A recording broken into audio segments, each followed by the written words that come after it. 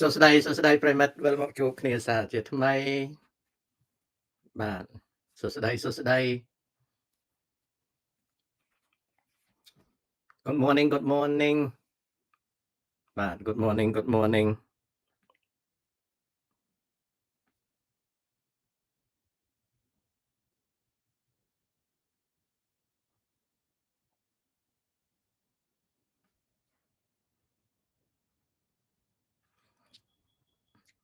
បាទសន្ទនាជាមួយប្រិយមិត្តនឹងទទួលនៅសំណួរហើយនឹងមានចម្លើយតែខ្ញុំអាប់ដេតជូនប្រិយមិត្តអំពីអ្វីដែលកើតមានឡើងតាក់ទងនឹងពិភពលោកសង្គ្រាមសេដ្ឋកិច្ចពាណិជ្ជកម្ម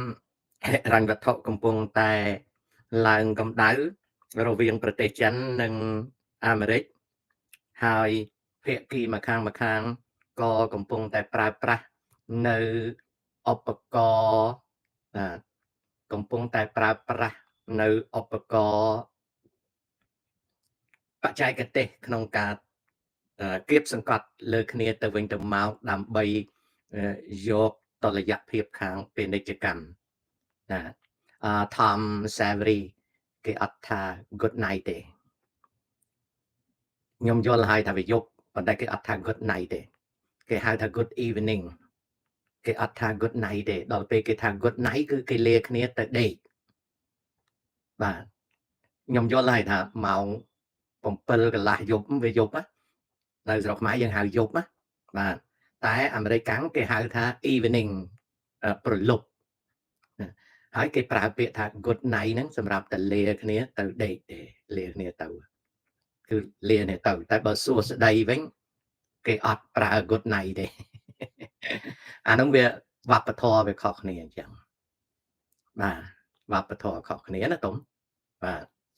វប្បធម៌ខុសគ្នាណាសាវរីបាទតុនសាវរីបាទអញ្ចឹងនៅខ្មែរបច្ចុប្បន្នម៉ោងប៉ុណ្ណឹងម៉ោង7:30នាទីហ្នឹងបាទយើងនេះថា good evening បាទហើយបើយើងចង់និយាយអំពីល្ងាចដូចគេយើងថាប្រលប់សួស្ដីហើយចុះម៉ោង10យប់ងងឹតឈឹងហើយនៅប្រលប់សួស្ដីនៅតែប្រលប់មិនទាន់ដេកណាប្រលប់មកពីពេលយប់ចាប់តាំងពីងងឹតល្ងាចរហូតទៅដល់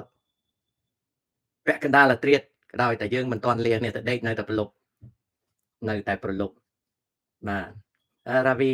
getting better ឥឡូវហ្នឹងបកbandage ចាញ់ដាក់នេះដាក់ gouge សម្រាប់ឲ្យវាកុំឲ្យទៅកិច្ចទៅឈឺហើយបាត់បងស្អិតឲ្យខ្យល់ចូលអរគុណបាទ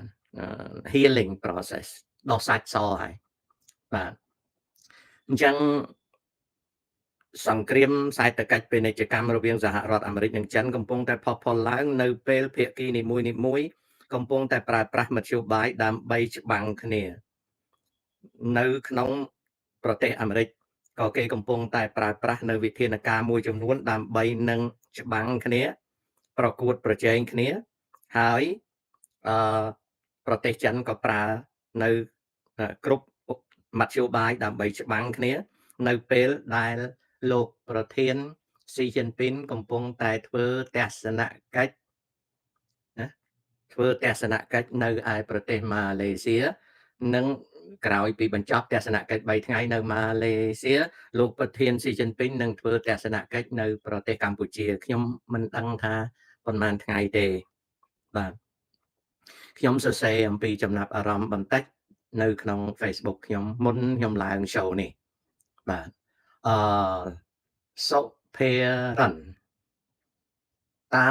បំណុលសរុប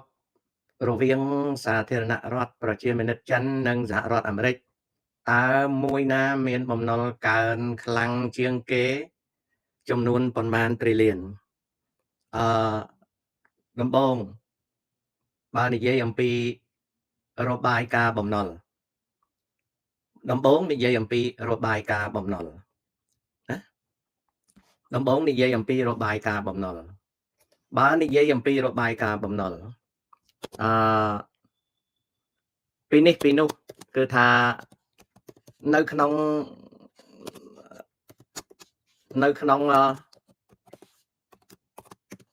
នុងរបាយការណ៍បំណុលប្រទេសលោកសេរីមានរបាយការណ៍បំណុលច្បាស់លាស់ជាងប្រទេសកុម្មុយនីសនិងប្រទេសផ្ដាច់ការមិន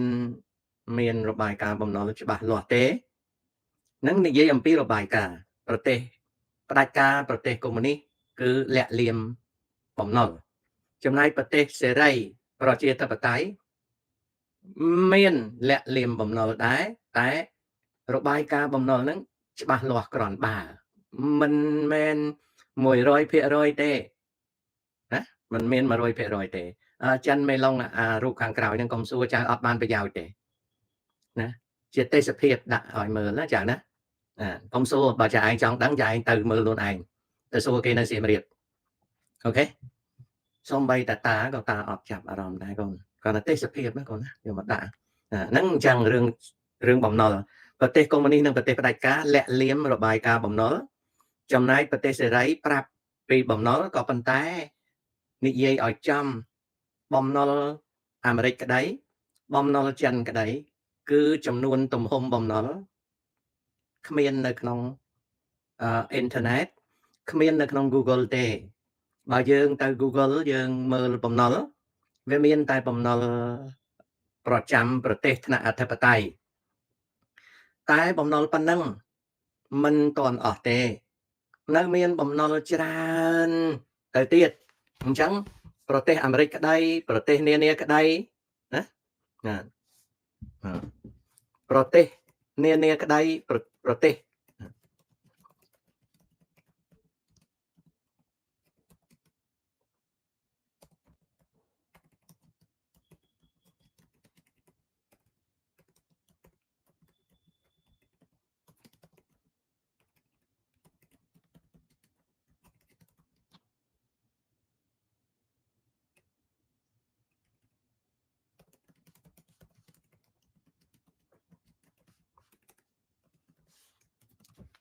បើនិយាយពីបំណុល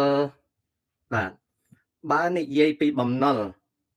របស់ប្រទេសលោកសេរីនិងប្រទេសផ្ដាច់ការមិនសូវប្រាប់ពីបំណុលទេប្រទេសសេរីប្រាប់ពីបំណុលក៏មិនអស់ដែរអត់អស់ទេ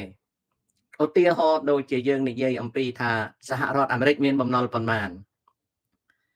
កាលណាគេនិយាយពីបំណុលប៉ុន្មានវាតតែបំណុលអ្វីសិនឥឡូវយើងចង់បំណុលរបស់ប្រទេសហៅថាបំណុលអធិបតេយ្យបំណុលអធិបតេយ្យគឺជាបំណុលថ្នាក់ជាតិណាបំណុលអធិបតេយ្យគឺជាបំណុលថ្នាក់ជាតិបើនិយាយពីបំណុលថ្នាក់ជាតិអាមេរិកមាន37 trillion ដុល្លារណាក៏ប៉ុន្តែអាមេរិកមានបំណុលច្រើនជាងនោះណាអាមេរិកមានបំណុលច្រើនជាងនោះណាបន្ទាប់ពីបំណុលអធិបតេយ្យមកបំណុលប្រចាំប្រទេសមកវាមានបំណុលប្រចាំគេហៅថាបំណុលដែលជំពាក់ពីម្ចាស់បំណុលនៅក្នុងស្រុកហើយវាមានបំណុលដែលជំពាក់ម្ចាស់បំណុលជាបរទេសហើយវាមានបំណុលរយៈពេលខ្លីរយៈពេលមធ្យមហើយនឹងរយៈពេលយូរឆ្នាំណាបន្ទាប់មកទៀតវាមានបំណុលដែលជំពាក់គេហៅថាសាធារណៈគេចែកជាបំណុលអញ្ចឹងណាបើសួរថាបំណុលអធិបតេយ្យរបស់សហរដ្ឋអាមេរិកប្រមាណវា37 trillion ដុល្លារណាកូនណាតែអត់ទាន់អស់ទេណាសុភារិនអត់ទាន់អស់ទេអញ្ចឹងខ្ញុំចែកបំណុលជា4បែបដើម្បីនិយាយឲ្យស្រួលស្ដាប់សិនជា4ណាបំណុលយើងរាប់ពីលើណាបំណុលអធិបតេយ្យគឺបំណុលថ្នាក់ជាតិបំណុល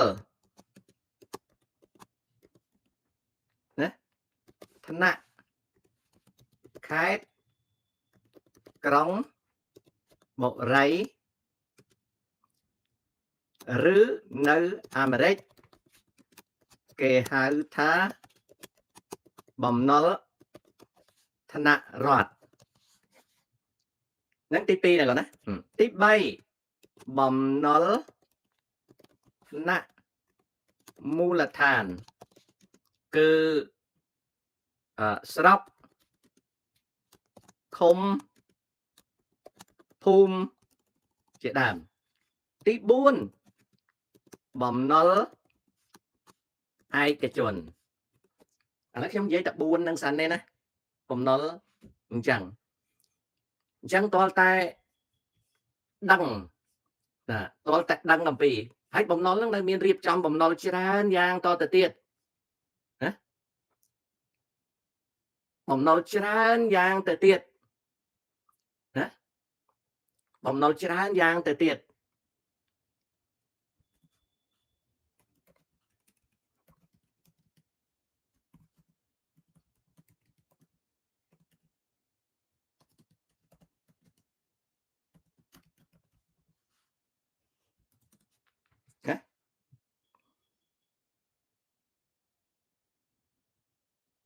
ច្រើនយ៉ាងតទៅទៀតបាទកែម៉ាប់កាលណាឡូនគឺយើងខ្ចីដល់យើងជំពាក់คล้ายទៅជាបំណុលឡូនគឺយើងខ្ចីដល់យើងជំពាក់ទៅជាបំណុល liability គឺបន្ទុកអូខេ loan គឺកម្ចី debt គឺបំណុល liability គឺបន្ទុកណាដំបូងយើងទៅខ្ចីណាដល់បានមកคล้ายជាបំណុលដល់មានបំណុលត្រូវសងហៅថាបន្ទុកអូខេអញ្ចឹងត្រឡប់ទៅខាងលើដែលសួរភិរុនណាត្រឡប់ទៅខាងលើដែលសួរអូខេ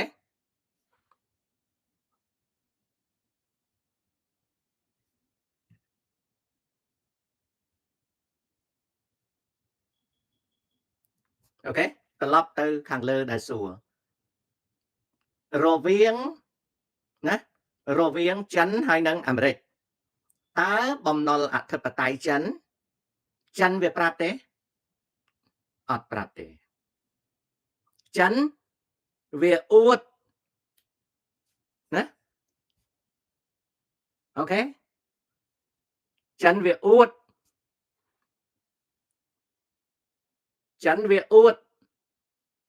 ថាស្រុកវាហ្នឹងមានប្រាក់តម្កល់ច្រើនណា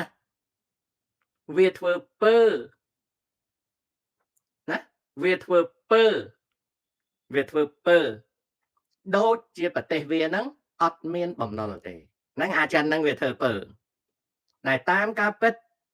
ការសិក្សាដោយក្រុមហ៊ុនហិរញ្ញវត្ថុពិភពលោកនិងការសិក្សានៃធនាគារពិភពលោកធនាគារអន្តរជាតិនៃពិភពលោកការសិក្សានៃក្រុមហ៊ុនវិនិយោគពិភពលោកគឺចិនវាមានបំណុលធំដល់អញ្ចឹងសួរទៅថាតើបំណុលណារបស់ចិនហ្នឹងមានប៉ុន្មានសូមបញ្ជាក់ថាត្រង់បំណុលវាមានប៉ុន្មានហ្នឹងណាគឺដរាបណារដ្ឋាភិបាលចិនវាមិនចាញ់របាយការណ៍អ្វីដែលគេកំណត់ជាបំណុលរបស់ចិនគឺជាការវិភាគតែប៉ុណ្ណោះมันអាចនិយាយថាចិនវាមានបំណុលប៉ុន្មានទេពីព្រោះវាអត់ប្រាប់គេគ្រាន់តែអាចដឹងថាបំណុលវាមានទំហំពីប៉ុណ្ណេះ trillion ទៅដល់ប៉ុណ្ណេះ trillion ណាកូនណាគ្រាន់តែដឹងអញ្ចឹងទេតែគេមិនអាចផ្សាយថាណែចិនមានបំណុលប៉ុណ្ណេះ trillion ទេពីព្រោះចិនវានឹងប្រកែកចិននេះវាលាក់លៀម